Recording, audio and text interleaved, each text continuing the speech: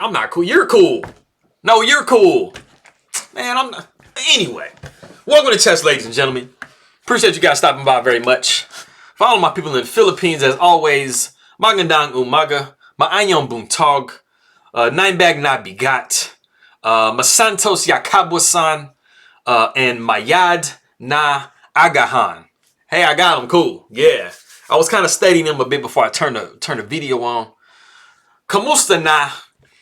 Mabuhay to you guys. Appreciate you guys stopping by very much. Maraming salamat for watching my stuff. Anybody that's coming from China or who does speak Chinese, ni hao to you and shishini.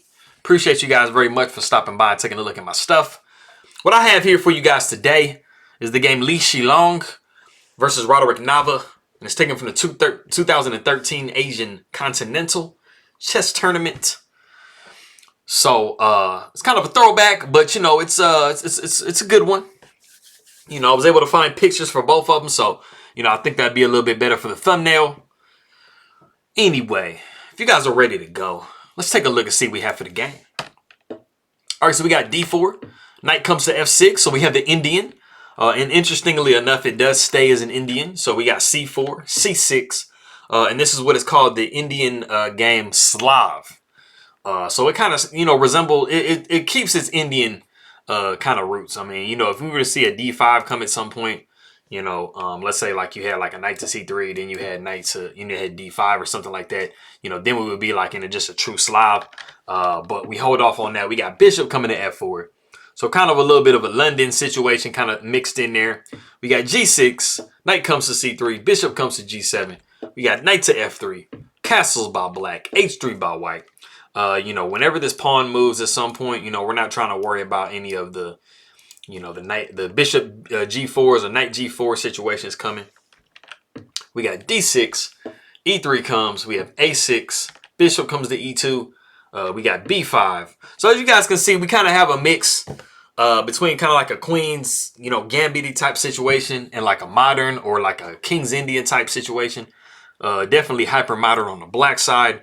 We don't have the pawn here, so we don't too much have to worry about this pawn getting pushed to B4, which can be very annoying if you're playing with this nice big center here. So we got castles by white. We got knight B to D7. As always, you have to make sure that you denote exactly which one moves because this one can go from knight F to D7 as well. So we got bishop back down to H2. We got pawn takes C4. Bishop takes C4. We got C5. Trying to chip away at white's center here. We have rook to C1. And then we have bishop to B7 by black. And we come to the novelty of the game, which is D5. And it was played by Shilong. I'm going to get a novelty at some point. I'm going to get it. Don't worry. I got you. This kind of makes the bishop, just a little bit bad. It's kind of biting on this pawn here a little bit. So if we just kind of back up a touch after rook to C1, it was much better to actually go pawn takes D4. And then after the knight takes, then we have bishop to B7. And then we haven't compromised our bishop's position. You can always try to play like F3, E4 and stuff like that. But I mean, you do have a lot better of a scope of a bishop in this particular situation. But like I said, we do have D5. And this just really gets cemented in the center of the position. So we see knight to B6. We got B3, knight F to D7. We have E4, knight takes C4, pawn takes C4. And like I said before, as you guys can see, this bishop is like, he can't even dream to even get really in the game on this diagonal. So you're going to have to try to move the bishop somewhere. Or maybe push pawn and kind of move bishop down here or something like that. But the bishop on this square is living a really, really miserable life. So you want to try to get it graduated up to something else. So we got queen to A5. We have queen to D3. Now we have bishop takes C3. And then we have rook takes C3. And then we have F6. So very precise play, though, by Nava, even though when you look at white's pieces are a little bit better than black's. And you definitely, as black, do not want to get pawn hungry. Like, don't be Yasser Sirwan and be trying to grab pawns. Because if you do, you will trap your queen.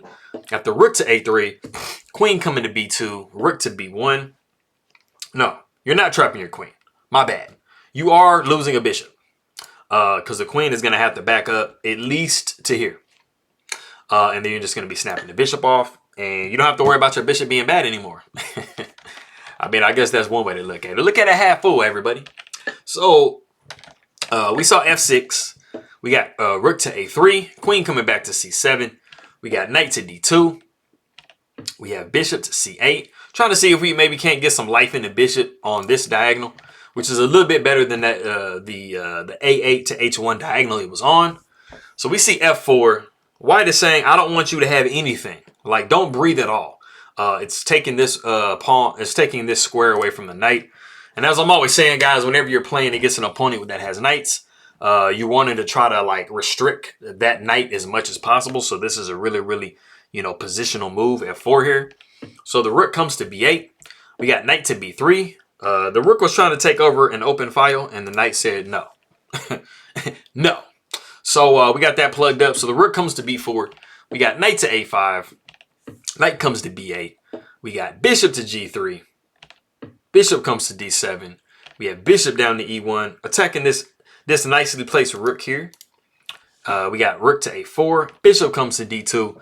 And then we have rook back to b4. Okay, so we've come to the point of the game.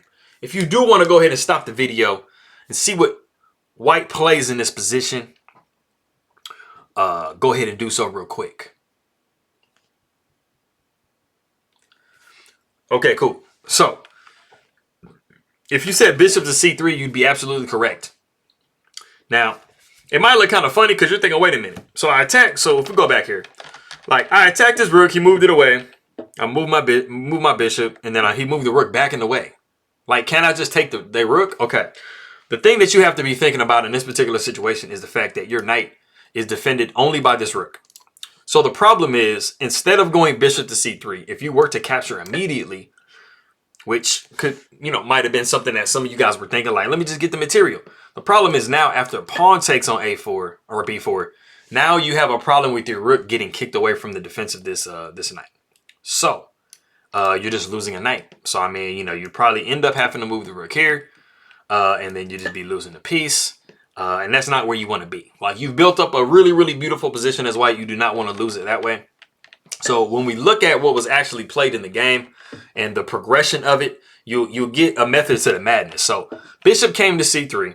Now we're putting a lot of pressure on this diagonal here. So we're just wanting, like, you know, the position to get a little bit more open for it. So we see e5, which actually does liberate white's bishop just a little bit. It kind of gives white what it wants. So we have pawn takes e6 en passant. Bishop takes e6. We got f5. Pawn takes f5. Pawn takes f5, knocking the bishop back to d7.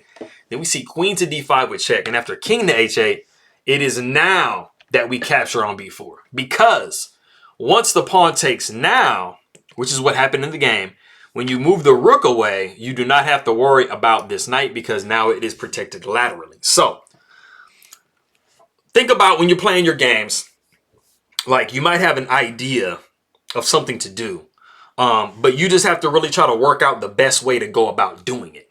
So it's not necessarily that what you're thinking is wrong. It's like there's a certain order, there's a certain like method, you know, to the way that you need to go ahead and do it. So, you know, this position and the position that we had before, the idea is the same, but the technique is slightly different. So, you know, Shilong's technique with this one was to make sure that he had his knight defended when he did do all of this everything, when he took the rook. So you just have to be very careful that when you're calculating something, when you have an idea, that you're going about it the right way, because that's definitely how games are won and lost. So we see the rook coming to g8. We got the rook to f2, which isn't absolutely necessary, but it does give like a nice little, you know, protection to... Actually, no, it probably is necessary. Yeah, because the bishop... No, I guess the bishop can't come there. That's true. So it's not... I mean, I just kind of feel like it's a little bit too defensive, but the situation, the position is just so nice for white that, I mean, you can even waste the tempo if you want to. The queen comes to b6, and then we see queen taking d6.